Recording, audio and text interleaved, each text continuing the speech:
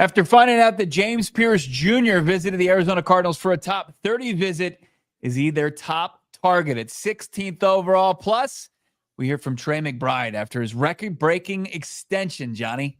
It's a mock draft Friday. Bo, Damon, and I, we're going 7 rounds with the Redbirds. How does the Calais Campbell signing change how we mock? PHNX Cardinals starts now.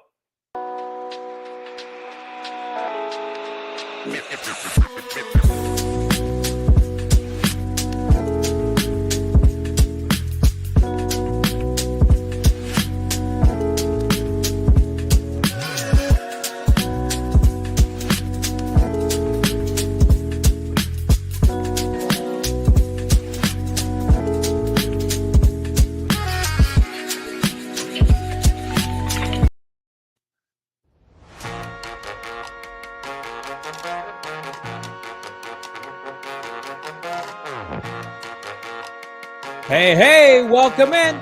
Live from Studio K, presented by our friends at Circle K. It's the PHNX Cardinals podcast, your premier #1 Arizona Cardinal podcast. Like and subscribe. Leave us a 5-star wherever you get your programming. I'm Johnny Venerable.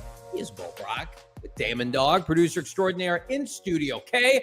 Speaking of our friends at Studio K, Circle K, they are presenting sponsor today and all throughout draft season. Join the Inner Circle for free by downloading the Circle K app today.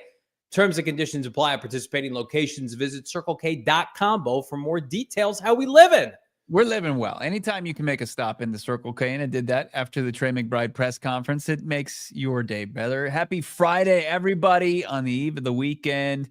Shaft, Jules Felix, RWH, like that, Eris, Corey the Stew, Nick, see you, Big Bird. We got Groot, is that Groot? Grant, T. Cleary, CJ, just going through all the names here. Love to see everybody. Ryan and Claymore Jones, the squad. Everybody, I hope you had a great week and even better weekend on tap. But this is going to be a nice one to kind of wrap up a busy week in, of course, the Red Sea land. Your little fanboy podcast making news and moves yesterday as we had our guy Mike Garafolo on. I encourage everybody to check out that interview from yesterday as he broke down a number of topics, but he also confirmed a couple top 30 visits that had happened or in the process of happening, Bo.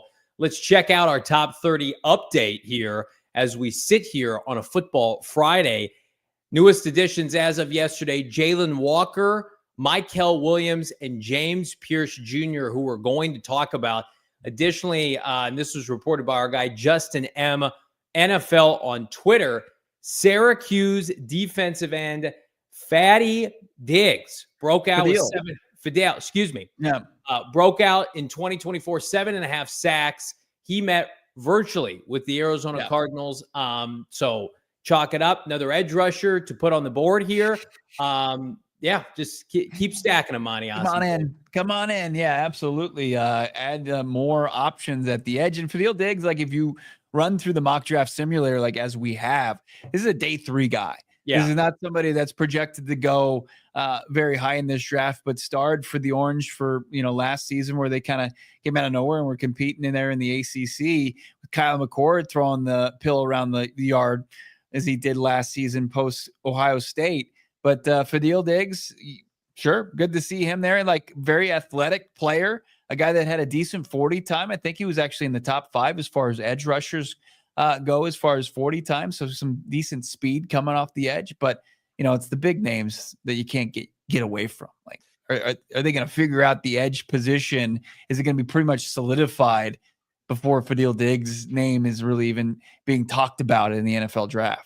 I mean, I don't hate the idea of double dipping in this draft because it's so elite. It's the argument we made it like wideout last year. It was such a strong receiver class. We wanted to see the Cardinals go to the well a couple times. They ended up doing that, albeit with a late round selection. But it feels like the way this is trending right now, and you and I are staunchly committed to premium position, top 20 selection, get out of here with guards and off-ball linebackers. They would prefer an edge rusher. We know that, but they're not going to force an edge rusher, and you have to have a contingency in place. Yeah. So if they had to take a tackle or they had to take a corner like Will Johnson, they're doing their due diligence at 47. Should they have to come up or go down again? to be able to leave the first 2 rounds with an edge rusher. Like I think bet your bottom dollar one of the first 2 picks is going to be an edge rusher. Like I just cannot fathom that being not the case with the amount of guys they're bringing in, with the sense of urgency they have. They are attacking this defensive line as well as can be expected this offseason. We've broken it down for upwards of 2 months. Like, this is what they needed to do. We weren't convinced they were going to do it. And when you're signing Calais Campbell as your 3rd defensive tackle added in the month of March and now into April, and people are saying, well, Josh Sweat, that's good. And they've got Baron Brown and Embiid Ojulari. Get out of here with that. Their target is a top blue chip edge rusher, whether it's in 16 or if it doesn't present itself, then you have to be ready to get one in the 2nd round. You can't wait beyond that, and they won't.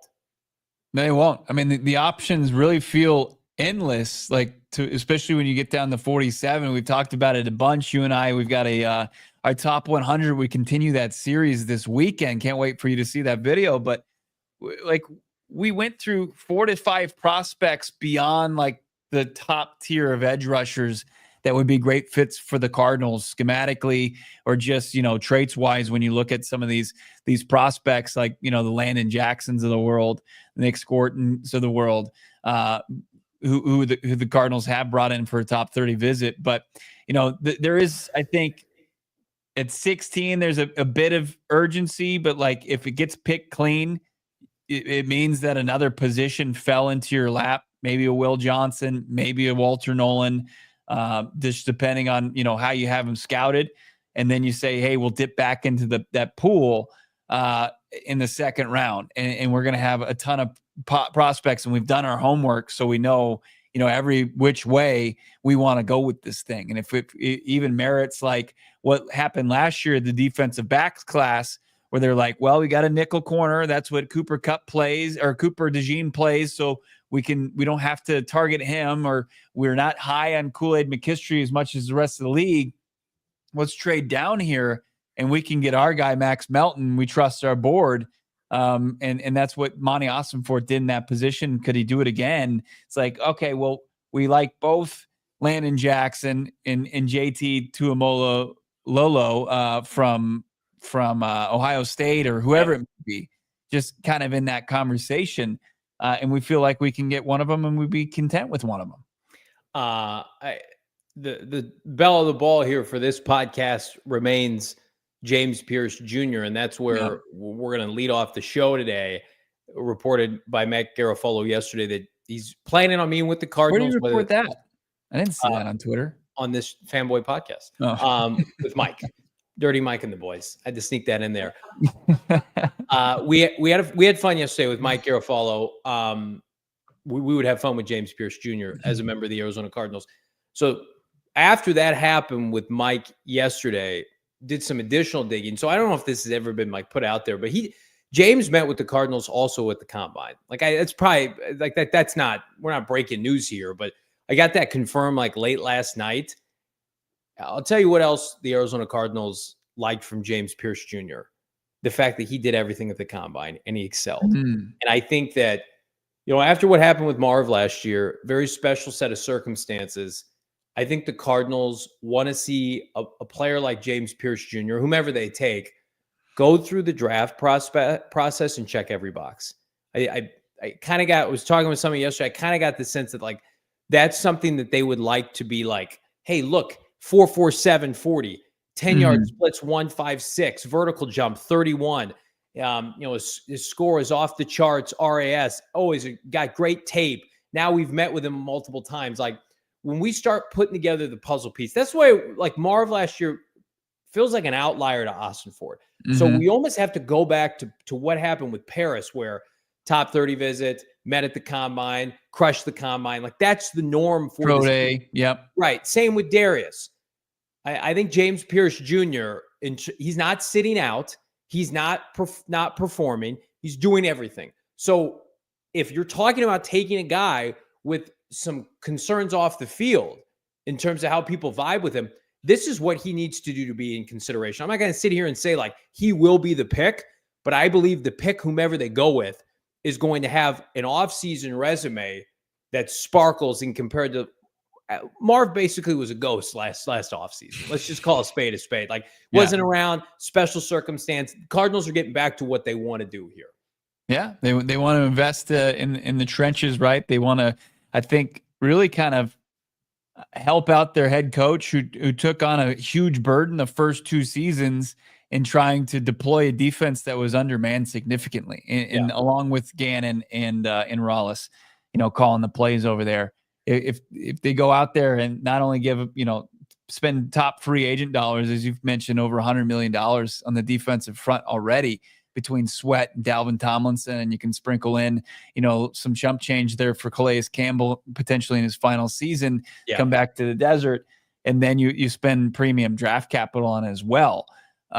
You're going to be in a really good spot. It's a quick renovation as far as this defensive front seven, and James Pearce would be a nice, absolutely great piece going forward to be able to do that. When you look at what was able to be accomplished last year and the juice that Jared Verse brought to the Los Angeles Rams and how it gave them the ability to get that offense back on track because their young defense was playing ahead of schedule, like him and Braden Fisk, like that's what they have the opportunity to do here, whether it's James Pearce Jr. or another one of these edge rushers. But I think James Pearce Jr. is the first guy we've identified early in the draft process. There was a little bit of a lull because of the character concerns, but as you mentioned, met at the combine. They had a top 30 visit, or going to have a top 30 visit, as Garofalo confirmed. Jalen Walker already came in, but James Pearce Jr. is just like, oh yeah, you kind of, how was like the first date? And I was like, this is starting to come into something serious. This is not just like, hey, they're kind of sniffing around here. No, they're doing some serious digging. You go back and look at the game film. Tennessee played a big boy schedule last year. We know this. Go look at what he did. They lined him up over Tyler Booker at times against Alabama, and he took Tyler Booker's lunch. Everybody loved first. He's the first guard to be taken. He had 225 21 times. Go look at what James Pearce Jr. When they do take James Pearce Jr., I want you, for all the old head people out there saying, in this market that covers this team, say, take Tyler Booker, just put that footage right there front and center. It's like, hey, you could have this guy who plays a better position that you need, but yeah, let's take this guy who couldn't put up 225 more than 21 times.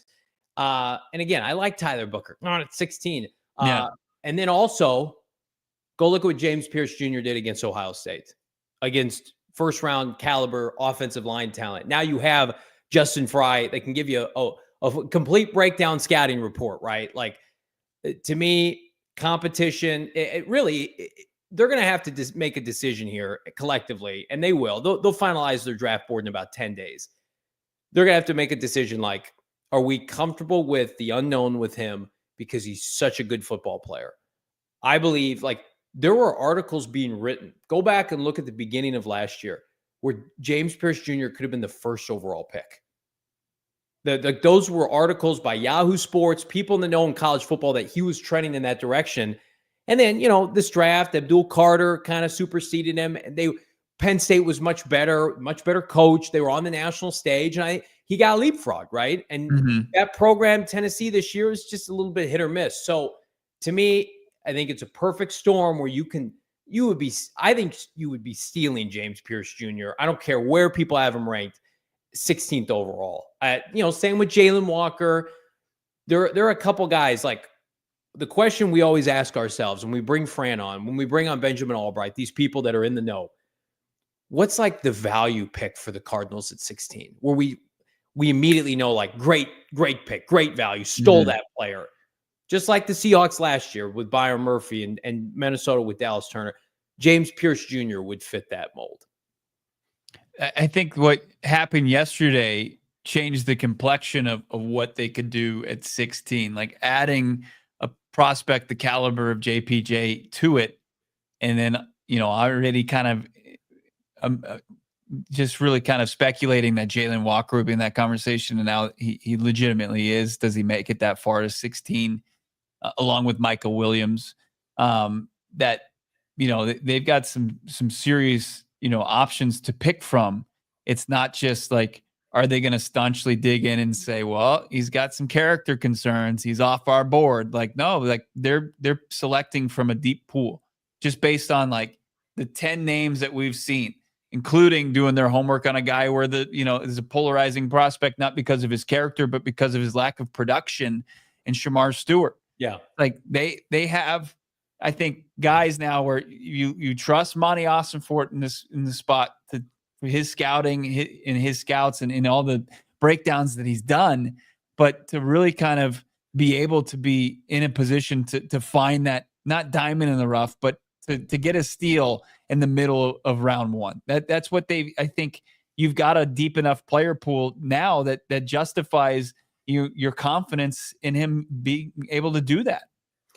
I just, this also tells me it's like pouring out for Captain Jack Sawyer being an Arizona Cardinal, because this franchise, they're living and dying with RAS scores. Like if you don't have an RAS score and you want to be an early pick for the Cardinals, like pick a different franchise.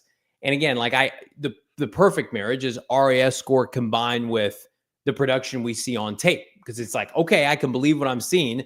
But then to your point, guys like Stewart, it's like, do I have to go watch the tape again? Why didn't this translate last year? Right. With James Pearce Jr., Jalen Walker, I think the kid out of Boston College who tested well. Like those are the kind of players. Yeah, do it. Yeah, Azaraku. There you go. I think those are the kind of players where it's like, it's easier to wrap your arms around. I mean, Mike Green production RAS score, but off the field is egregious. It's tough. Man, it's going to be a long 2.5 weeks to go. We're going to be breaking it down ad nauseum here and keeping you afloat. We're going to have Mike on again before the draft, hopefully multiple times, to break down any lingering top 30 news and where this team could be leaning. But in the meantime, Bo Brack got to chat it up with the richest tight end now in the NFL, Trey McBride. His comments and his presser right around the corner. It's PHNX Cardinals. Fired up about Trey McBride. Fired up about our partnership with All Pro Shades Concepts. Sun's coming, friends. About to be triple digits here. The snap of your finger. Are you prepared with a custom fit awning? Via our friends at All Pro Shades, they can get you ready. Hundreds of designs, colors to choose from. Motorized with a retractable remote control, LED lightings to light up your patio under the awning. It's fantastic. It's first class because it's the most trusted local shade company, voted #1 here in Arizona 2024, triple BA+ rating. And again, started here locally, just making them for their friends. And then things took off. 20 years in the Valley, licensed, bonded, and insured. Get a free estimate. They can upgrade your current awning. They can do a gut job. They can start from scratch. Call 623-204-1476 or visit allproshadeconcepts.com to get your free estimate today, Bo.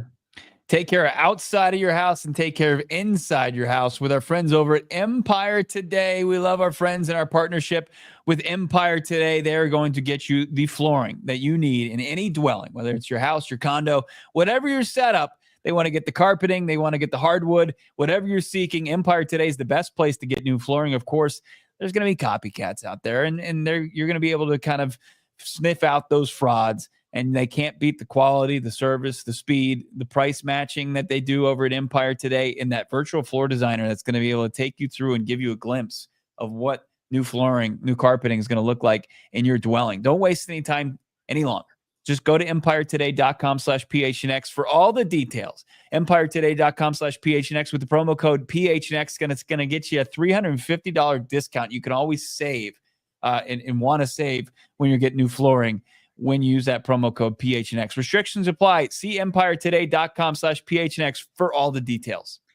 Ryan Fowler, who does a nice job for the Draft Network, had a write-up on James Pearce Jr. I just want to read this to everybody. He says, now, I'm not going to get cute when it comes to James Pearce Jr. Checks the boxes for bend, fluidity, production, twitch, eyes, and athletic profile versus the run. He's got all the potential in the world to be whatever type of ball player he wants to be on Sundays, and a kid that was lauded for his work ethic inside the facility at Knoxville, and then makes a note to say doesn't think he gets past Green Bay at 23. Now, this was before the combine, so He's got a cut up of his tape. I mean, it's just I I know everybody has their favorites in this draft, but I do feel like as we get closer to this, like he's the placeholder for hold the line right now, I think, with this fan base. Most of and Damon's got his ear to the ground on the Twitter streets. I feel like most Cardinal fans want James Pearce Jr. at 16 right now. I would say he's the favorite amongst the fan base. Do you get that sense, Damon? Is that what you, as you take the pulse, the Twitter streets? I mean, you're the guy, you're captain holding the line. Yeah, I mean, I think he's definitely one of the more popular ones. I feel like maybe Will Johnson is creeping up a little bit in people's minds as a good ideal option. I know that I'm one of those people personally. Maybe maybe I'm speaking from my own place of point of view here, but it's shaping up for you to get yelled at again during draft season when you were holding the line for Marvin Harrison Jr. and we're talking about, potential trade down scenarios and all that stuff. What a time that was last year. It was electric. Just every day, Johnny and Bo versus Damon, Skittles and Pepsi versus Marvin Harrison Jr. I would say, yeah, there weren't any punches really pulled. There was maybe some dirty play. And I'm not going to say any of the parties involved, but nobody was without guilt at the end of that. But then we all came together after that, great moment of celebration when, the line was held and Marvin Harrison Jr. was wearing a Cardinals uniform. Can I just say real quick too, we hold each other accountable. I might have caught a clip of myself last year saying I want no part of Quinyon Mitchell, Brian Thomas Jr., and a future one from the Minnesota Vikings over Marvin Harrison Jr. I'm going to throw up. I might have said that on air. I had to issue a public apology for saying I'd take Patrick Surtain and 4 first-round picks for that. That was the craziest, Damon. That Surtain show when there was talk that the Broncos might trade up. People were furious with me for saying I would take that. The defensive player of the year and 3 ones. No, that's not good enough, Damon. It was the movement. The movement didn't want to hear that. It was an optics thing. I think most of the people involved, if you would have pressed them on it and kind of filled them in, they would have made probably the same decision that Damon did. But the movement was just, it couldn't take it at that point. Things were just far too volatile at that point in the hold the line movement. I mean, it's about as strong of a movement we've seen since covering this team. Get your super chats in, get your likes on the board. We got 500 on a Football Friday. We got a robust 7-round mock draft right around the corner as well. But first, we got to get to this. Bo was over in Tempe today celebrating an extension with the Cardinals' best player, Bo and Trey McBride. Yeah, it's a new kind of era of Cardinals football, right? I mean, we've made it through the mud, the muck. Yeah. Grosser stuff, right? The rebuild is now, you can just kind of say bye rebuild. You can, as you drive away and it's in your rearview mirror and you see a lot of thin years, two very thin years. Now this is a team that's poised to compete. The expectations of being a playoff team and beyond. They add guys like earlier this week in Calais Campbell, and then they take a player that they drafted and they've developed into a star. And now he's the highest paid player at his respective position in the NFL. And it's Trey McBride. And I think, I asked him this today, like, this is the first of a new wave. And he agreed with that, like Paris Johnson Jr. and credited Monti Ossenfort for his ability to find talent consistently through the draft in his first 2 years. But, Trey McBride, it was cool to see a guy so humble. We talked to him at the Super Bowl, talked about this very moment potentially. And, I asked him, like, what's big money Trey going to look like? And he's like, I'm not going to change at all. But, also got to talk to Trey today, and you saw, those truly humble moments like this one where he just talked about his journey. We went through, I reminded him, like, you weren't active your first NFL career game. You were a guy at 55th overall that didn't come without criticism, and this was Trey's answer. I mean, it's been a journey. There's no doubt about it. I come in, I'm the first tight end taken, and I hardly play my first year. I got 29 catches, and it was a rocky rookie year. I didn't play as much as I wanted to, but I kept my head down, and I kept grinding. I kept working hard, and I knew my opportunity was going to come, and when it came, I knew I had to seize it, and I feel like that's exactly what I did, and I just put the work in every day. I put the work in overtime, and to finally reap the rewards is exciting. I mean, you just want 53 of those guys on your team. Right. The guy who can spout off how many catches he has as a rookie because he was furious and just rolls into the next year, basically had 1,000 yards in his sophomore season playing like 12 games. Didn't start the first, handful of games for, Zach Ertz. I mean, what more can you say about a guy who dominated at the collegiate level, came in, should have been a first round pick. Were you at the Senior Bowl with Saul?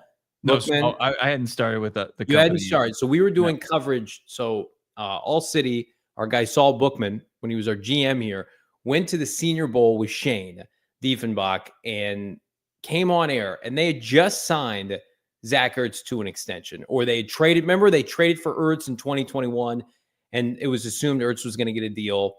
And then Saul Bookman comes on air and is like, the best player here is Trey McBride offensively. Like, Cardinals aren't going to take Trey McBride. And then they draft him. You and I and Frank Sanders in our old studios, 1,000 degrees, and you and I were shocked. And we had to wrap our arms around it. Yeah. And then at the end of that first year, Cliff's final days, you saw the potential. Remember, he had a good game against the Falcons, and then he had a little bit of momentum coming into his sophomore year. I mean, he is the ultimate pop guy where it was like, when you saw him run, it's like, this guy's a difference maker. And then the physicality that emerged this year, the throwing Sauce Gardner like a school child, the stiff arm jumping over players. I mean, $76 million, and there are people who are like, that might be an underpay, and I'm one of them. Like, he's unequivocally one of the best players. He's the best player in the Cardinals. He's one of the best players in the NFL. Not shown on camera there, in that emotional moment. Trey and Bo shared a nice warm embrace afterwards. And I'm pretty sure Trey whispered in your ear, I left that hat for you, not for Johnny. Oh, yeah, I did forget. He left a hat for Bo, and Bo basically threw it in the trash. I did not throw that in the trash. I did not throw that in the trash. I actually re-gifted it to Ryan Green of DMVR, who I believe is a proud Colorado State alum. So that was nice. You did do just that. paying it forward. I don't want to be selfish and take it all for me. I'm not a give me more guy. That was a hero move, Bo. Thank you for your service. Thank you for saying that. I didn't want to say it myself. This is, of course, the most humble podcast you can find, Cardinals or not. But I mean, truly, jokes aside, like the humbleness there on display from Trey McBride. He mentioned later in the press conference, like his first meeting with Drew Petzing. Petzing was like, we like you, and I'm paraphrasing, but like you're not gonna play like a ton early on because Ertz was there, and that's not gonna help Drew Petzing's case. He finally figured it out, and now Trey McBride is the vocal point of their offense. But man, I mean, to get that, I mean, he admitted, Trey McBride admitted, like, that pissed him off to hear that. Like, he was a second round pick. He was the first player in this draft class. But, to go from small town Colorado, Fort Morgan, to Fort Collins, playing Mountain West football, people not to really respect, leading the country at his position in receiving yards, the second round pick, and people, like, Ertz is in his way, 29 catches. This year two, not even really having an opportunity in a new regime, continuing to have to prove himself. And then you can kind of understand why a guy gets emotional when it's like, all right, I've accomplished something truly special here. And like, not only is my organization giving me my flowers, but you open up social media and you see your name atop the highest paid tight ends in this league. You got Travis Kelce, who's dating the most popular woman in the world. You got George Kittle. You got some just titans of this game, and you're at the top after having to go through all that stuff. Like, it's truly incredible. And like, you couldn't be more proud of a guy going through his journey and facing that adversity. Yeah, it just makes you proud to rep this fan base or this franchise. They haven't had enough of that. Like and again, they've got more coming down the pipeline. Hopefully we're doing extensions for Paris and Garrett and Marv eventually. But like this was the one where after what he did this year, it was a question of when, not if, this would happen. And I laugh at the people that are thinking the Cardinals don't spend money. Like they've always spent on their own players. They've never let an elite player walk out the door that was elite for them. It's one of those things where at the end of the day, Trey McBride, 85 jerseys ought to be sold everywhere here in the Valley. Yeah. Embrace this. He's a national player. He's going to be probably top 30, top 25, hopefully on the NFL top 100. And I talk about Cam Scatterboot tongue in cheek during draft season and give this franchise some juice, some cachet. Like Trey McBride's got all the cachet you need, man. And this offense, runs through 85 right now. Until further notice, it's funny that Petzing said that. Like, we got to get some targets for old number 18, but 85, when the game on the line, that's who you want. That's who they're going to, right? And, I mean, he's the complete package. And, like, when we have Calais Campbell return, and you're like, he is the offensive counterpart for Calais Campbell, where it's a bit unsung, right? Mm-hmm. Like Calais Campbell never probably got his true flowers, but he does everything on and off the field at a high level, philanthropically, with his teammates, in the weight room, on the practice field, on the field of play. They all play at an extremely high level. And, it's cool to see the old with the new kind of mixed here at this point in the desert. Trey McBride also talking about who's some of the first teammates to reach out to him after signing this mega extension. Yeah, Kyler, one of the first guys I talked to, FaceTime me. We were able to talk and just rejoice, really just how excited we are to play with each other for a few more years, to, grow, to win, to do all the things that we want to do together. So to know that, me and him will be here together for a long time was very special. Talked to James, Buddha. I was actually playing golf when I got the call. I was with Zaven Collins, so he was one of the first people to know as well. So just so many guys, so many text messages, so many teammates, guys have reached out. So I'm just overwhelmed with support and gratitude and all the above. Kyler Murray, I thought he wasn't a good leader. I didn't think he was a good teammate, but, first guy to reach out to him on social media, the post, just continues to dispel that rumor. I mean, this offense, they got no excuses this year. There's all the vibes. They didn't touch it. And I love Trey's quote, by the way, about winning. Do we have that one? Yeah, we do. Yeah, okay.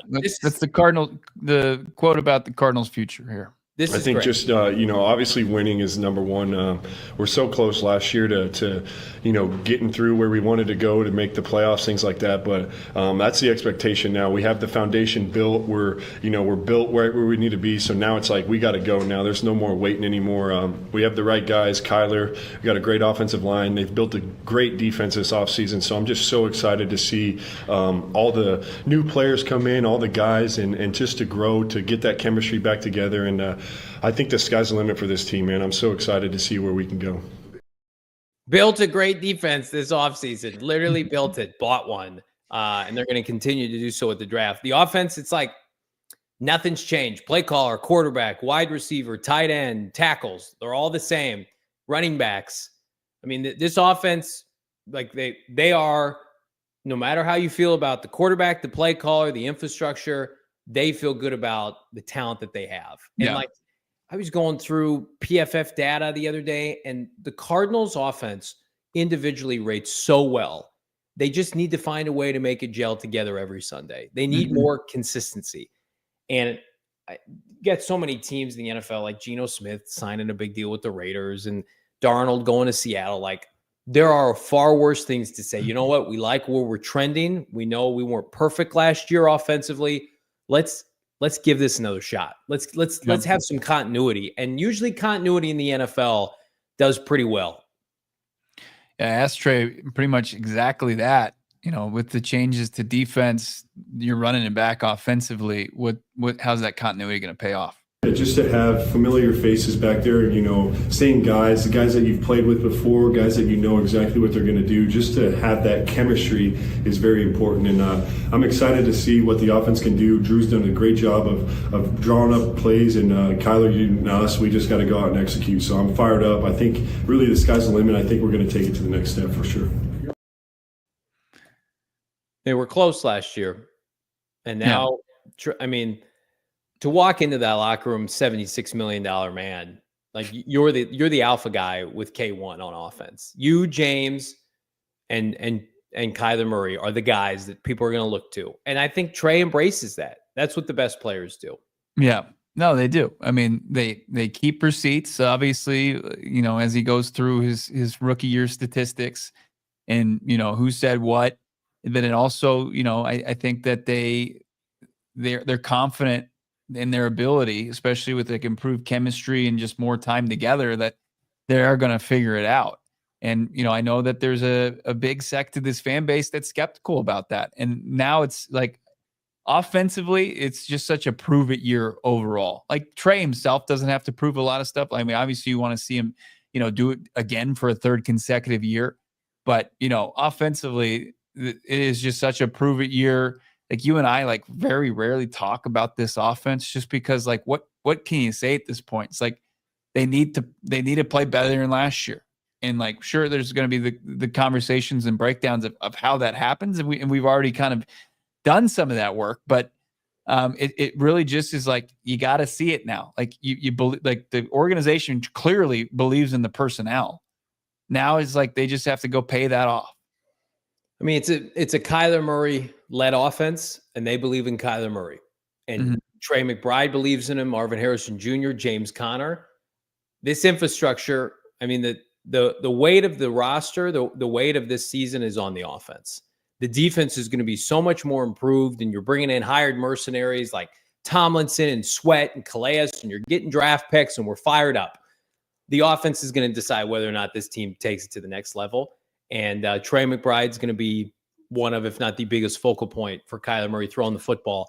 Will the Cardinals add playmakers in the draft? Will we? With our mock draft here on a Football Friday, we're going 7 rounds. Myself, Bo, and Damon. We will do it as a collective. I promise we don't go rogue. Not this close to the draft. This is serious stuff. It's PHNX Cardinals.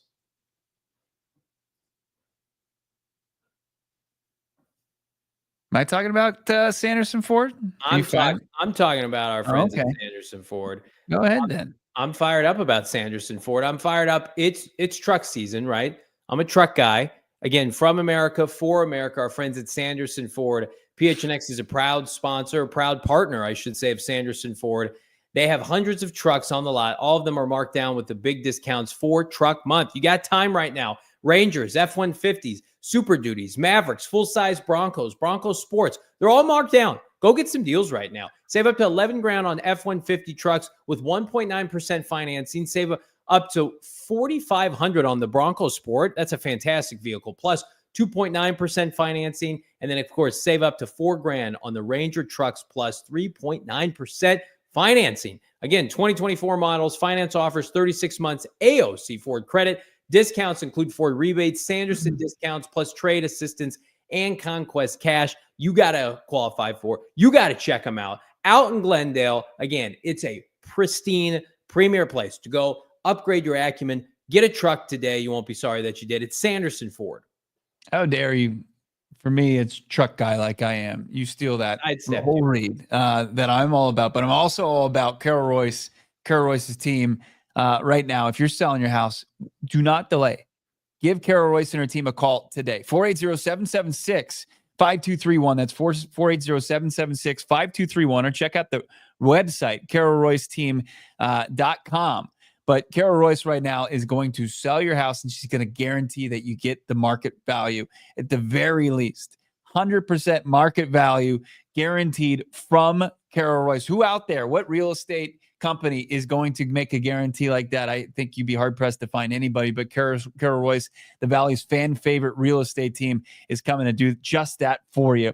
Considering a cash offer, don't just settle for one. Get up to 6 with the best offers, at least 100% of the market value with Carol. And of course, as I mentioned, she'll pay the difference if they don't land that for you. Check it out. When it's time to sell your home, make the smart play with Carol Royce Team Realty. Visit Carol Royce online, carolroyceteam.com, and don't forget to use that number, 480-776-5231. On the other end of it, you can ask them anything you want as far as if you're just curious about selling your home, what the market's doing. Carol Royce and her team, an invaluable just resource as far as the real estate market goes. 480-776-5231. I don't think we got to use this graphic yesterday. Damon did a great job putting it together. I want to shed some light on it here. The Trey McBride contract breakdown. Again, 4 years, $76 million, $43 million guaranteed. Steal of a deal for the highest paid tight end in NFL. Do we also have the clip, Damon, from our perfect mock or off season? Oh, we don't have it. Okay. But we basically project, we were $1 million off as far as the extension for Trey McBride. We projected $75 million. We also projected they were going to bring back Baron Browning and Kelvin Beachum, which they brought back those guys. People only keep receipts when they're incorrect, I guess, for this little fanboy podcast. I do want to bring this up. We got our mock draft here. Drop us like 600 watching live. We appreciate all of you. Updated draft odds, props for the Arizona Cardinals. Right now, this is the favorite for the Cardinals. You can get plus money. Again, these are Vegas odds. Just in general, offensive line and defensive line / edge, both favored at plus 175. Then you've got cornerback at plus 300, linebacker 475, and then wideout 1400. Wideout might just be worth like throwing $5 on with those odds. No, it's lighting $5 on fire. Oh my goodness, more so than linebacker. So when you look at these odds, Bo, what does it tell you? I mean, it tells me what we kind of already knew, like defensive line and edge. That's feels like the most valuable play right there because you still are getting, plus money there. I mean, Damon was saying it before the show. He likes the odds at cornerback, and I tend to agree with him. If Will Johnson's going to make it to 16 plus 300, did get word that the Cardinals did talk to another defensive back, which we'll unveil here shortly. But yeah, and then like O-line, like that's another thing we got to enlist our insider Mike Garafolo for. The O-line. Like who have they talked to? Who are they seriously considering? Like we knew they talked to some of the top guys last year. Like they loved their interview with Joe Alt, but Membu, like they're not realistically not going to make it down to 16. Will Campbell also not going to make it down. Maybe even projects inside, which would be fine. He'd be a great War Daddy guard for them potentially. And then like you're talking Josh Simmons. You're talking, Calvin Banks Jr. Did they bring those guys in for a top 30 visit? That's stuff that I think would really be interesting to see, like if you want to put some money on it. But mine still remains on defensive line edge. There's just not alignment I feel comfortable taking top 20 right now, realistically speaking. I don't think Calvin Banks Jr. is a good fit for what they want to do. He's only ever played left tackle.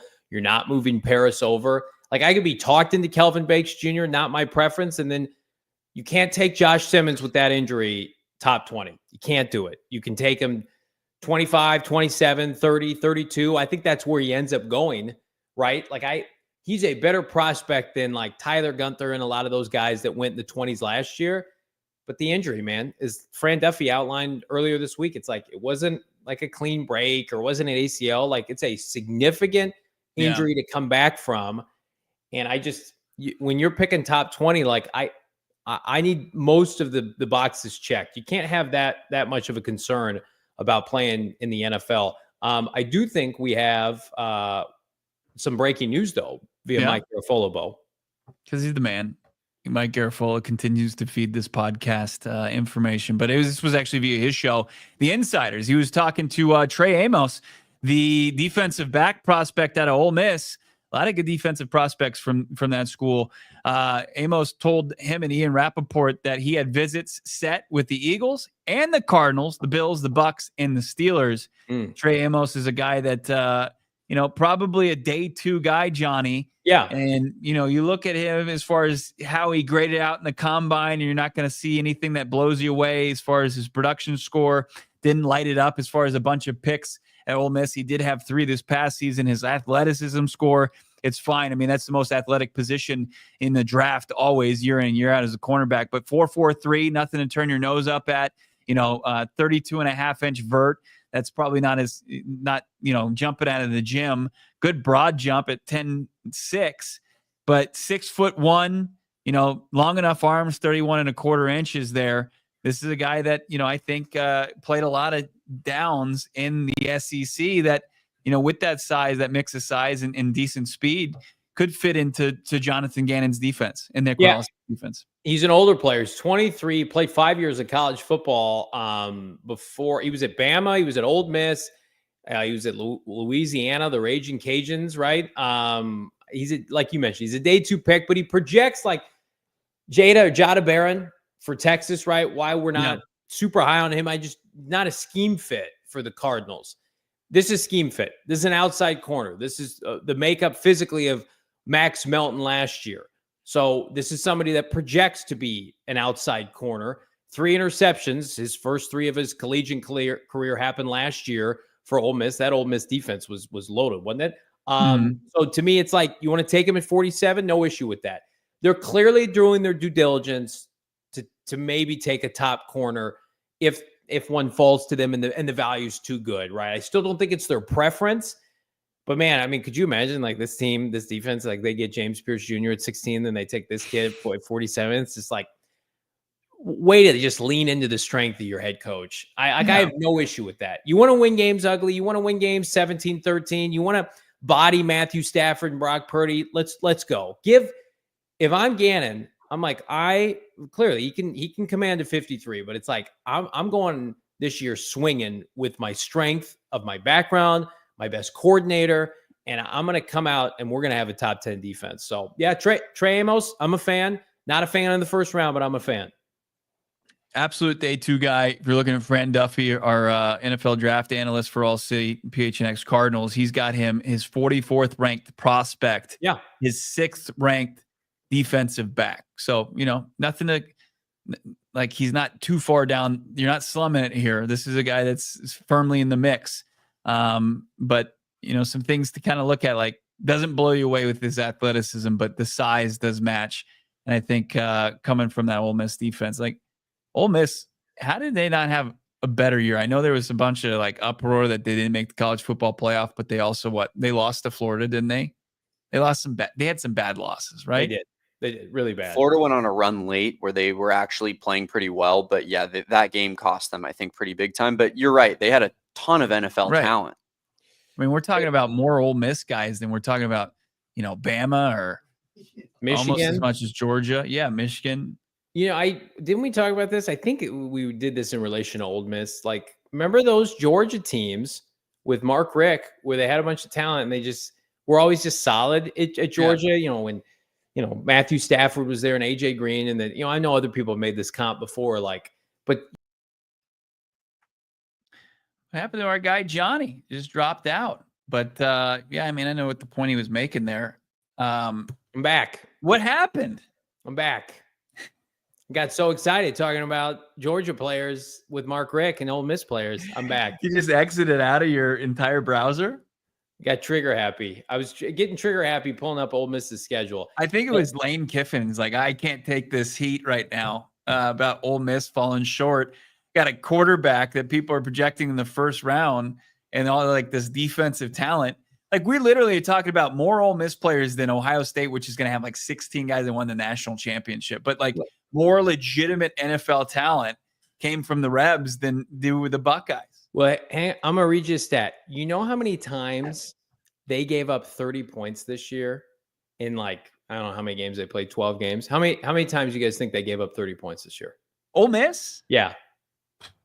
In the SEC, which, has some really decent offenses. I have no idea.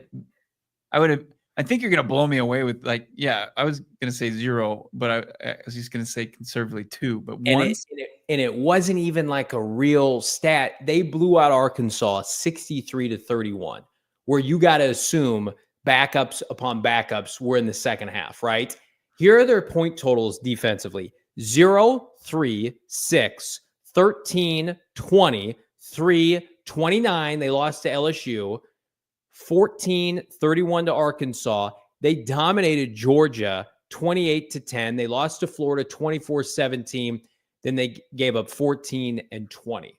I mean, I might be out on Jackson Dart. That's what I was thinking too. I'm like, if they have that good of a defense and they're losing these tight games, that I think that's where you point to the quarterback and like, how do you not get it done? And Trey Harris is really good too as a wide receiver. One of the most efficient wide receivers in this class.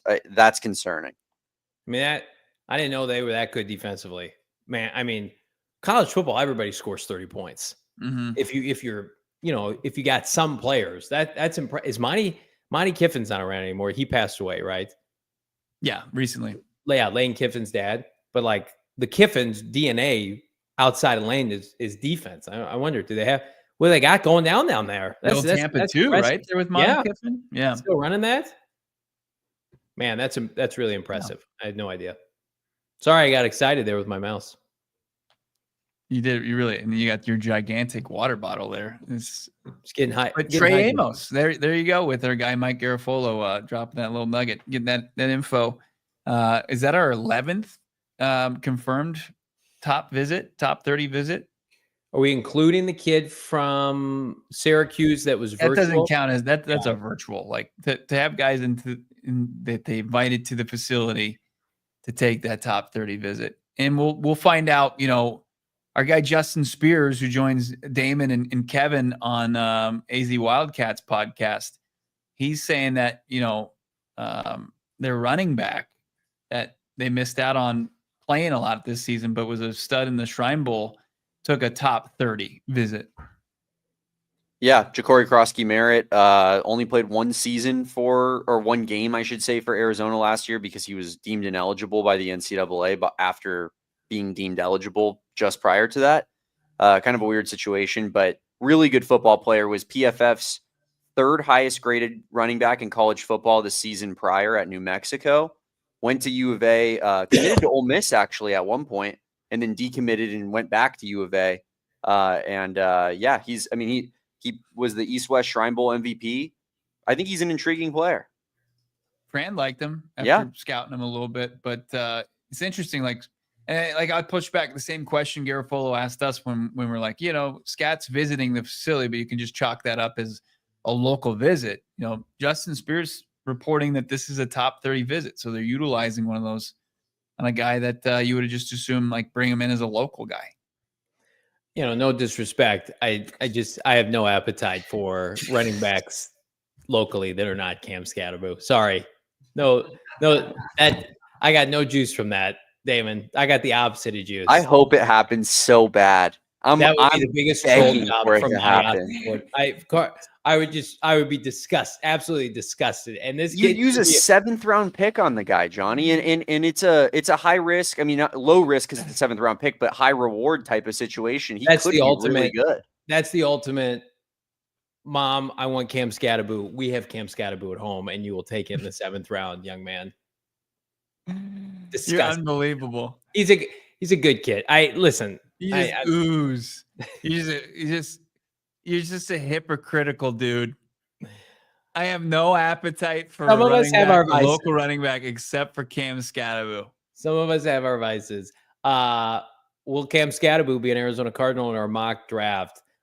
Is it time to do a 7-round mock draft here on a Football Friday? It is, and that I'm terrified now that you're just you felt slighted, that we're just the messenger here. We're just reporting what Justin Spears said, and you're going to take that as a slight, and now you're going to be hell bent on putting Cam Scatterboo on the Cardinals in the 7-round mock draft. No. I might as well just be a spectator. No, I don't want you to be negative here. Don't be negative. We're going to be positive. I want everybody's best effort because we got this mock. Then we got the fan mock Friday next week where everybody's going to send in their mock. We're going to grade them on air. And then we're basically at draft week. So this could be one of the last PFF mocks that we do. So can we just? We're doing that next Friday or the following Friday? Well, we'll decide. Let's see a smile, Bo Brock. Can you give the people? There it is. There's Bo Brock. Now, before we get into our mock draft, why don't we talk about our draft party for a second? Ooh, let's do it. I'd love to. Yeah, we tickets continue to be gobbled up by our friends coming to the party. Congratulations. Thank you for That's what I mostly should say. Thank you for purchasing tickets to come to our mock draft or to our draft party. April 24th. It's at Gila River Resorts and Casinos, Wild Horse Pass, the upper deck kitchen up there. Don't miss it. It's going to be an unbelievable experience. We're going to be hanging out. Wait for the Cardinals to get on the clock at 16th overall. Watch the players come off the board. Give a bro hug to Roger Goodell. And then the Cardinals will make a big time pick and hopefully, continue to build this roster. But you don't want to miss out on it. Our friends over at Circle K, they are our presenting sponsor for this draft party. We're pumped to be partnered up with all these people to do another great event here at PHNX. Fired up for that. Everybody be sure we got almost 700 people watching live on a Friday. Unbelievable. You guys are the reason we get to do this every day, and we love doing it because of all of you. Drop us a like here. All right, let's get down to brass tacks. Gentlemen, it is time for a mock draft here on a Football Friday via our friends at the PFF Mock Draft Simulator. ESPN, by the way, has one of these now, but I don't want to overcommit. I feel like we're exclusive with PFF, and then maybe we can decide to see other people this offseason. Just throwing that out there, to see other simulators this offseason. All right, gentlemen, let me know when you can see my screen. There it is. Looks great. We're ready to rock and roll. Any manipulation that needs to be done to the public versus PFF board? Anything that, or do you want to see how things fall first with the first 15 picks? I don't have any. I've never really have any issue with it. Do you mess with the sliders quite a bit before you do a mock? I don't. I typically don't. I just kind of I go in. I just hit enter draft after picking Cardinals in 7 rounds. Should be noted, our guy Benjamin Albright put out his what I'm guessing or hearing today. If I had to guess, and he had the first 3 picks: Cam Ward, Abdul Carter, and Travis Hunter. So the Shedeur Sanders fall from grace is very real. We'll be real in our mock draft. I'm going to slow things down here so we can, react in real time. Gentlemen, are you ready? I'm ready, man. Let's do it. Tennessee first overall does go Cam Ward. Shedeur Sanders goes to Cleveland in this mock draft. Abdul Carter to the Giants, assuming Travis Hunter here. He does. So we're chalk so far. Mm-hmm. Will Campbell, Jacksonville. We've been hearing that as well. Mason Graham goes to the Raiders. The Jets now go Tyler Warren, typical Jets. Carolina goes Ashton Genty, hilarious. Jada Barron, Saints, a little bit of an overdraft. Yeah. Ted McMillan to the Chicago Bears. Membo to the Niners. Cowboys, Matthew Golden. This is falling very well for the Cardinals. Dolphins go Jihad Campbell. Jalen Walker goes to the Colts, and then Mykel Williams goes to the Atlanta Falcons. So 2 edge rushers. This is a concerning spot when we go to the real draft because these teams all could use edge rushers. Yeah. But any major takeaways from those first 15 picks? Yeah, I don't think there's any way it really kind of goes this way, especially like just saw Mel Kiper Jr. is hearing a lot of Jihad Campbell in the 2nd round. Oh, you don't say. Yeah, the Genty to Carolina is really unrealistic there. But look, I mean, I think it's not going to be – it's going to differ too far from the pool of players available to the Cardinals to take at 16. You got your usual suspects. You got Mike Green there. You got Malachi Starks, the safety from Georgia that the Cardinals won't be looking to take. But Will Johnson's there, James Pearce Jr., then you get to Ezeraku, you got Kenneth Grant. So, like, I think this group right now, and I'm not looking at the chat, but I would just assume there's a battle between the Will Johnson, James Pearce Jr., and Kenneth Grant stands out there.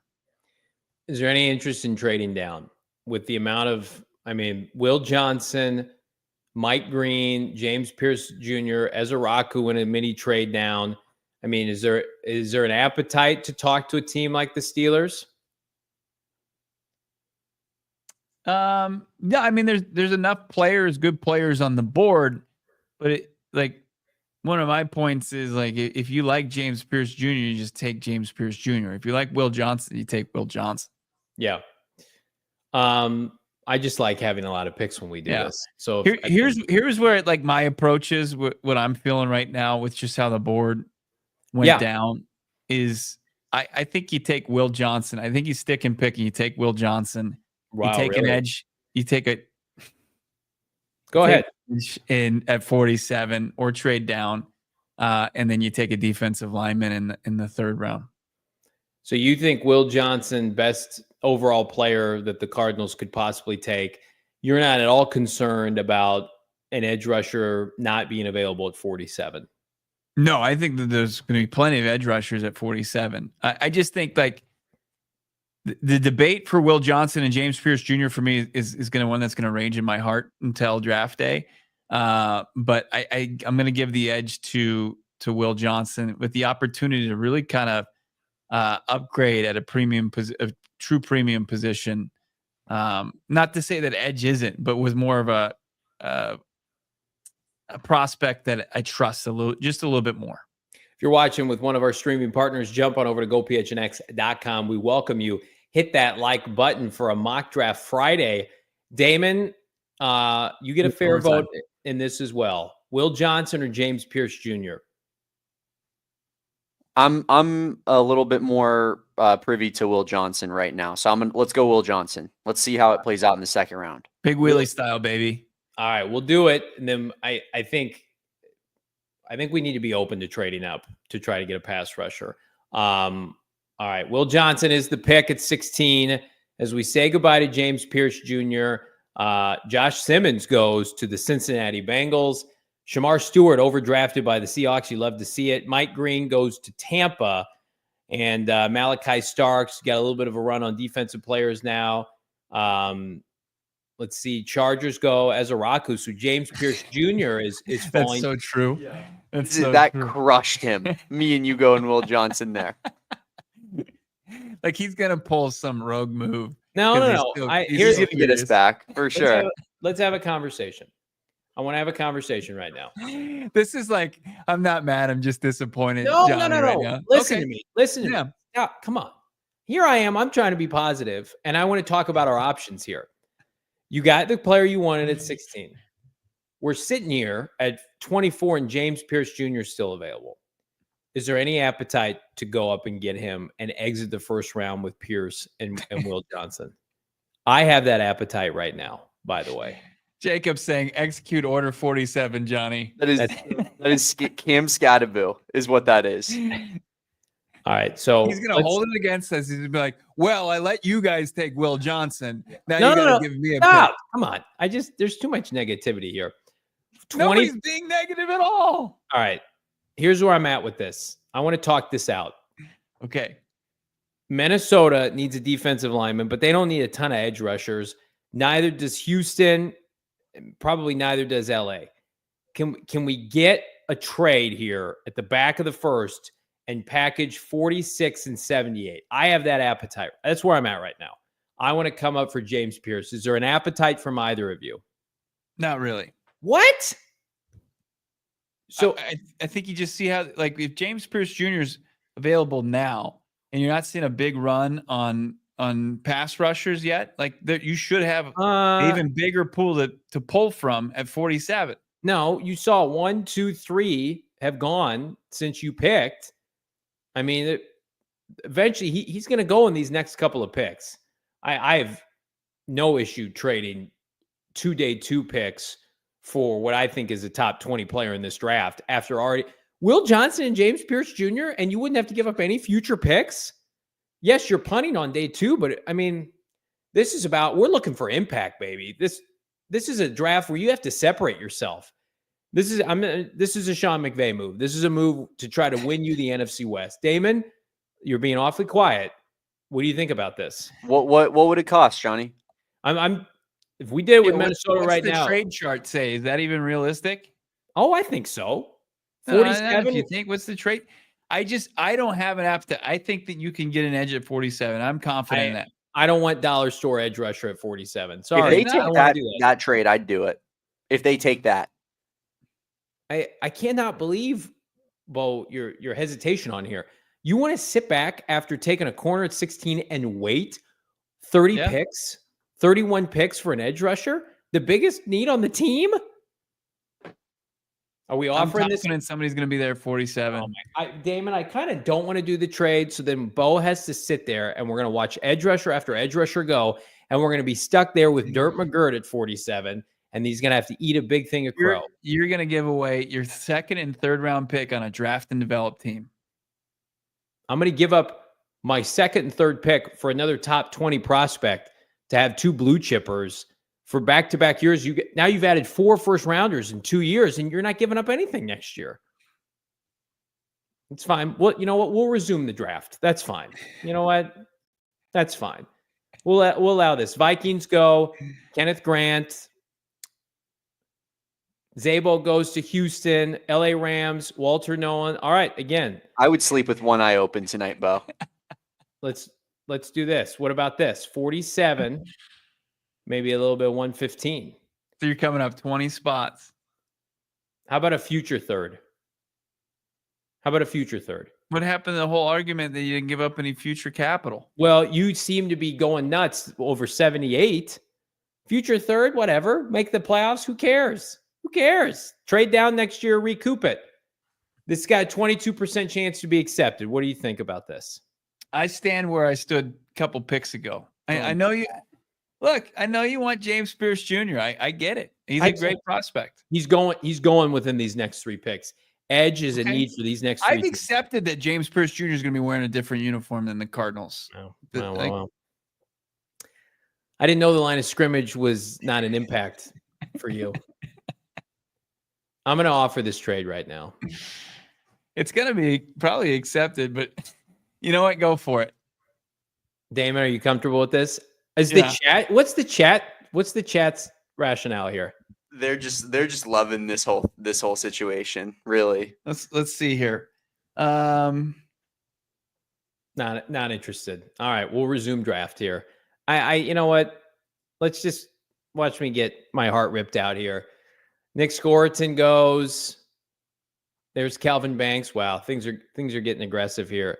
All right, so the Washington Commanders took a running back. Cliff's influence there. All right, Buffalo, 30, 47. Ossenfort continues to work the phones here.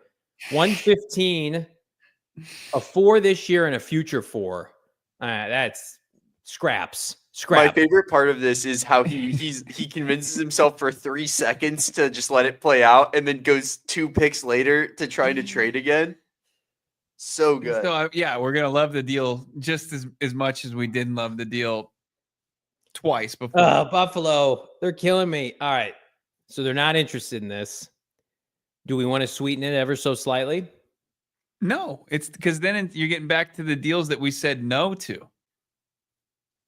What about if James Pearce Jr. does have this type of fall in the draft, don't you think that there's some sort of red flag? He's waiting for the Cardinals to save him. All right, we're giving up 115 and 152, which basically takes us out of Camp Scatterboot territory. Oh, no. Damon, are you comfortable offering this? Yeah, Johnny, I want to see you happy. Send it through. Thanks, brother. Lame. All right. Buffalo. Stop it. Resume the draft. It got rejected. It's going. Oh, there it is. They wanted him. They wanted him more than you did, Johnny. You let him take him. Unbelievable. Did you really want James Pearce Jr.? Let's see what 1AA. Let's see what 1AA pass rusher Bo gets at 47 here. Let's see Panera Bread State edge rusher for Bo Brock. Get ready to learn Baron Browning on 3rd down, Bo Brock. Man, this is the lineman left and right. Just the bone getting picked clean here before the Arizona Cardinals have a chance. But you know what? Thank God we saved those day 3 picks. Thank God we didn't go up and get a 1st-round edge rusher. It wasn't a day 3 pick. Oh, yeah. It's trash. It was day 2 picks. You wanted to give up both day 2 picks. What? Apples, oranges. Agree to disagree. Let's see here. Landon Jackson goes. TJ Sanders just went off. Jets, Donovan Jackson, Niners. Landon Jackson. Uh-oh, now I'm a little nervous, Johnny. Trey Amos just went. There's Princely right there. 1AA? Is that what you said? Princely, JT, Josiah Stewart. We got some options. All right. Okay. You got lucky here, Brack. You got lucky. You got lucky here, Brack. Any interest in this right here? Any interest in this? 93.3. Is that a good grade?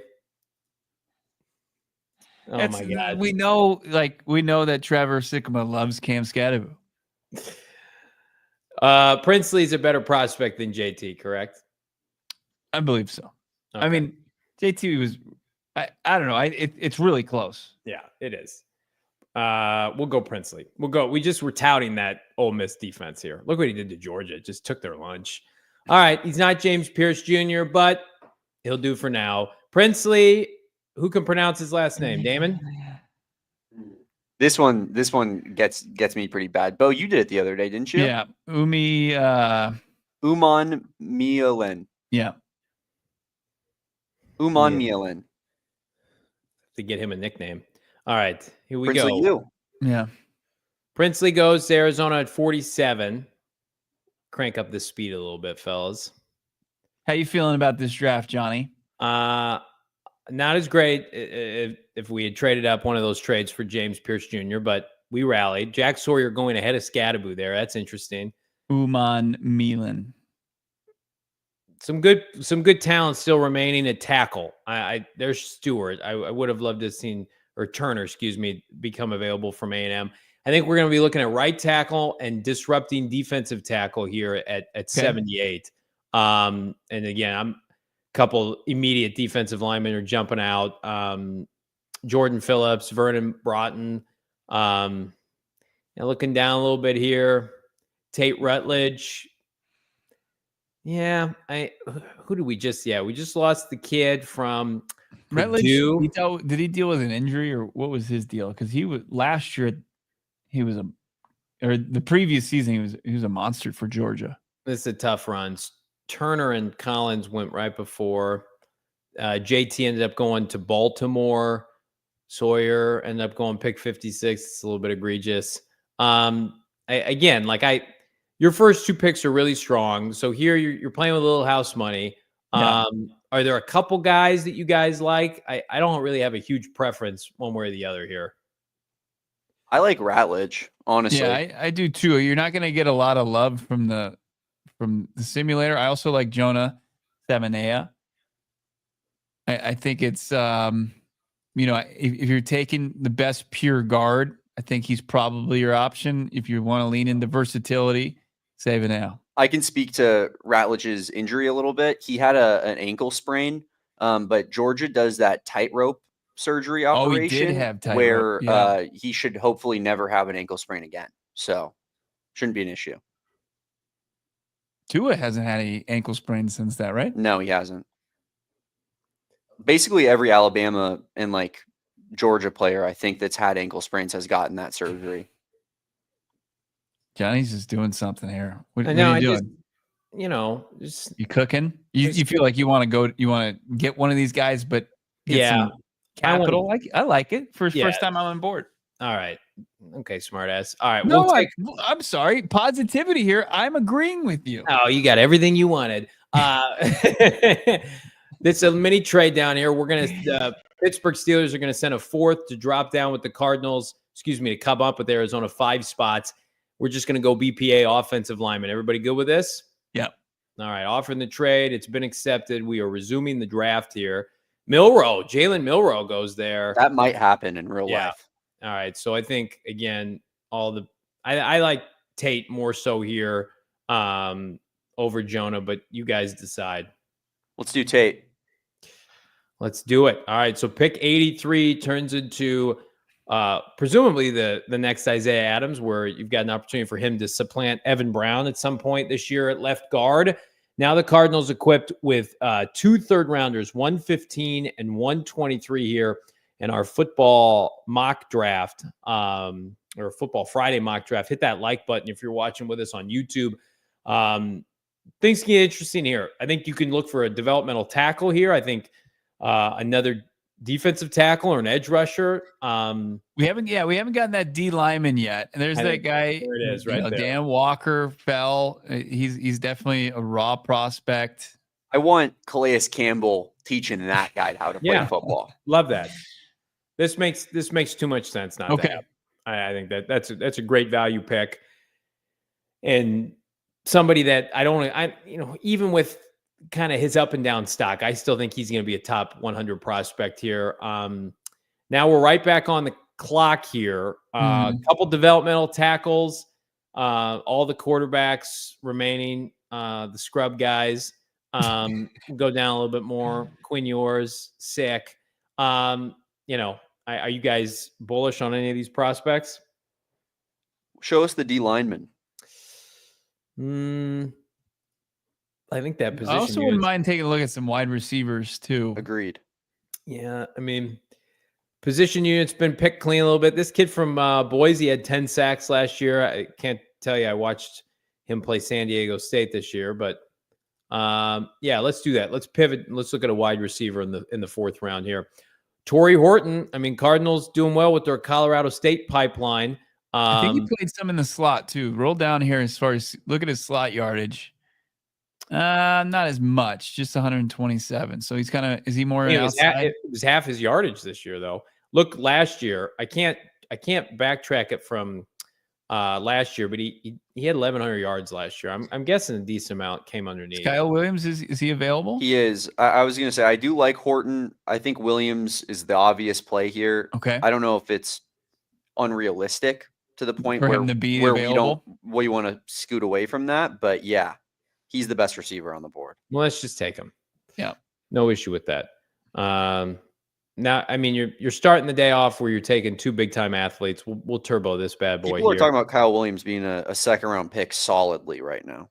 Chris Sims loves him. Yeah. He likes him more than Teteroa McMillan. Yikes, Damon.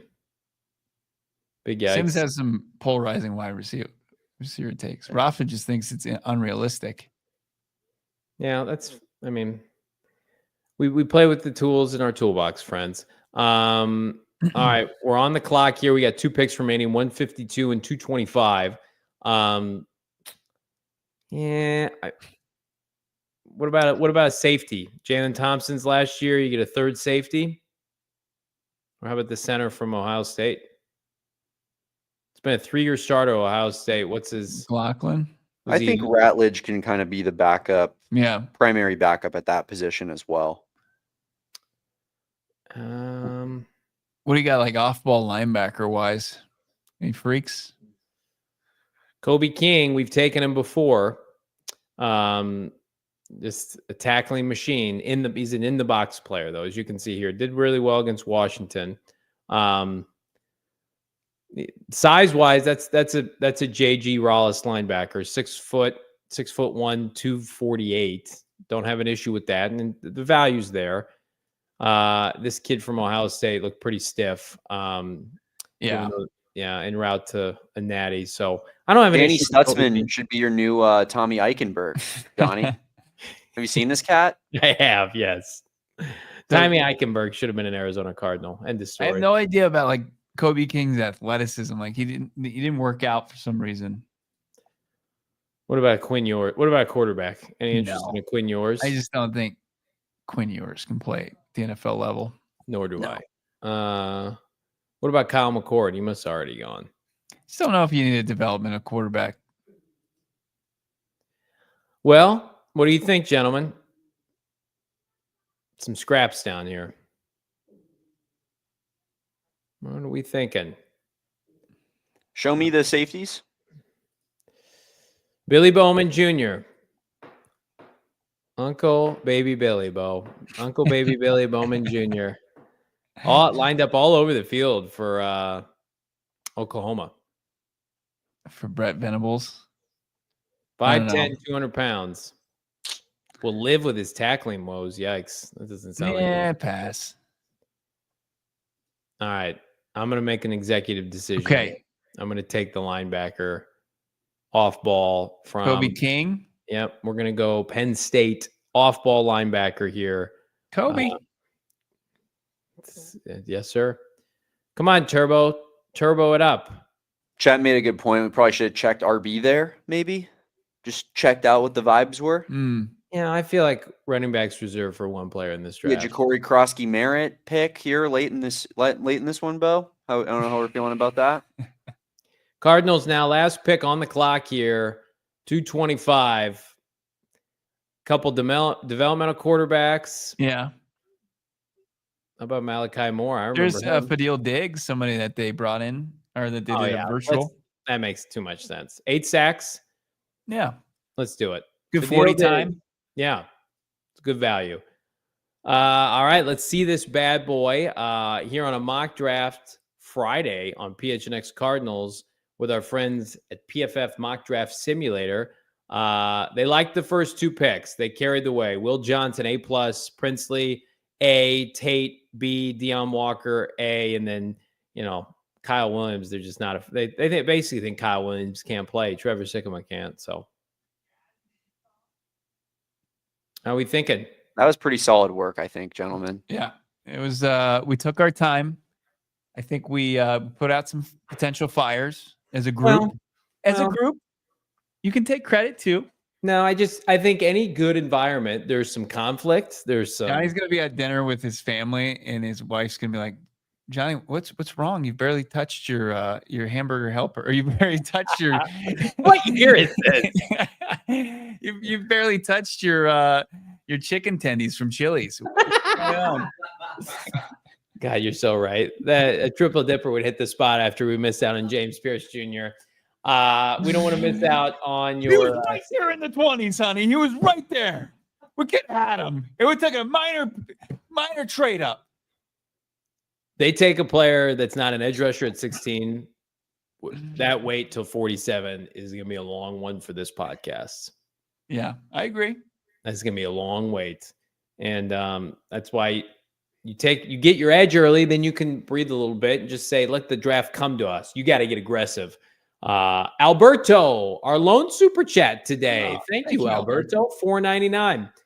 In a perfect world, we settle for Will Johnson. How about that? And BJ becomes who we thought he was. R.I.P. Denny. Denny Green. We appreciate that. Dennis Kardec is still with us, still with the living. I think BJ Ojulari has got a real chance to contribute this year. I think counting on BJ Ojulari is a mistake this franchise won't make again. And that sounds harsh. I think putting all your eggs in his basket is a mistake at this point. I think we just got to come to grips with the fact, like, when you don't produce for 2 years and you're coming off major injury and those are your first 2 years in the league, like, we have to operate like this guy is not going to be a good NFL player. And hopefully he proves us wrong. But that just the statistics of the league, if you don't do it through 2 years and you're coming off injury, I most of the time guys aren't able to really bounce back, especially to their draft stock of a second rounder out of LSU. Yeah, no, that'd be tough. I liked it. I mean, I think, like you said, as far as the ability to have to or having to wait for that edge rusher is going to be a big storyline from day one, potentially into day 2. And obviously, like, if you thought Johnny kept stopping the simulator in the 20s, having to like live that in real time is going to be brutal for that guy. The only way you can watch it live is with us at the draft party. I might need people to come with a cold washcloth, dab my face a little bit, and get me through those tough times. Yeah. The edge room with Sweat, and then, the rotation, then it firmly becomes a committee. It's Sweat and a committee. And you don't want that. And you shouldn't come out of this draft empty-handed. There are too many good players, and it's an indictment on them if they can't get it done. But here's the deal. Ossenfort has been aggressive this offseason. He knows where the flaws are on this team. And while, like, we would all welcome Will Johnson, then it immediately becomes attack mode. How do you attack the draft board to get up and get an edge rusher? Because the biggest reason James Pearce, when he was falling, that I think you could make a case for is, like, do something to put the NFC West on notice. Like, you're picked to win 8.5 games, third in your division. Like, you have what a lot of people think is second best quarterback. Your roster's ready to go. Like, announce yourself, man. And again, you could take a player at 47 that ends up being better than James Pearce, and I get that. I'm just playing off of the odds. I think the odds are James Pearce Jr. is going to be a really good football player, or whomever they want, Ezra or whomever. Yeah, I think that the debate between Will Johnson and James Pearce Jr. It's a good problem to have at 16. They have two prospects that caliber right there, and you can talk yourself into it. You'd be like, man, Sean McVay and Shanahan game planning for Pearce off the edge, but also it's like, hey, I really like their young corners, and you got a surefire starter in the secondary and Will Johnson for the next half decade and beyond. Like that's also appealing too. I mean, like the Cardinals get a top. Let's say the Cardinals get Will Johnson, they get one of these pass rushers that we really like. I mean, what more do they need? What more do they need to take the field in September where you're like, that's a liability? I mean, then it becomes like depth at tackle, depth at guard, needs people to step up. I can't believe there's other conversations and debates going on, though. Like, if you have a chance to get like Will Johnson or one of these edges and you're talking about a guard, I don't know, like, what's going on there. And this is no disrespect to other people in this market. Like, 711 people watching live. Like, we live this every day. We bring on the smartest people in this space. We talk to people close to the team. We have a pretty good idea of which way they're leaning here and what they provide value. And then there are people who are just like, I like how this guy looks and I want to take him. and it's just like, that's fine. You're entitled to your own opinion. Absolutely. And I think Jahad Campbell, Tyler Booker, they're great college football players. I have seen that recipe with the Cardinals in the NFL, when you take those players high and the expectations then that are bestowed on them, it's just not real. The Cardinals are not an off-ball linebacker away. They need pass rushers. They're not a guard away, right? They need people that are going to impact opposing quarterbacks. And then, none of us love Sean Murphy-Bunting. If you can upgrade on Sean Murphy-Bunting with a kid who won a natty, who Jim Harbaugh hand-selected, like you go and do that. Because those are guys that are going to be paid, just like we saw with Trey McBride, but more so, $100 million guaranteed. Yeah. Not an off-ball linebacker. All your draft coverage, of course, brought to you our friends at Circle K. If you loved watching Johnny suffer through the first round, do it live with us. Gila River Resorts and Casinos. It's going to be going on April 24th. Of course, the first day of the draft. We are less than 3 weeks now officially away from that date. Cannot wait for it. Yes, like that video. A little light in the likes here on a Friday, but unbelievable audience today. Thank you so much for your participation, your chats, your super chats out there. We really appreciate everything you guys got. We're already trending towards a monster month here at PHNX Cardinals and PHNX Sports, coming off a monster month in March. All thanks to every one of you out there. Become a diehard, but most really importantly, get to that draft party. We want to hang out with all of you and celebrate the next Arizona Cardinal, potentially at 16th overall. Do it at Draft Day Live, draft party, Thursday, April 24th, Upper Deck Kitchen and Bar, Gila River Resorts and Casinos. It's just a huge Cardinals community coming in together, celebrating this team, talking ball the entire time. You don't want to miss this one. It's going to be so much fun. Get your tickets today. Go phnx.com/events. We got content dropping this weekend. Subscribe to PHNX Sports here on YouTube. We are barely on our way toward 40K in subscribers.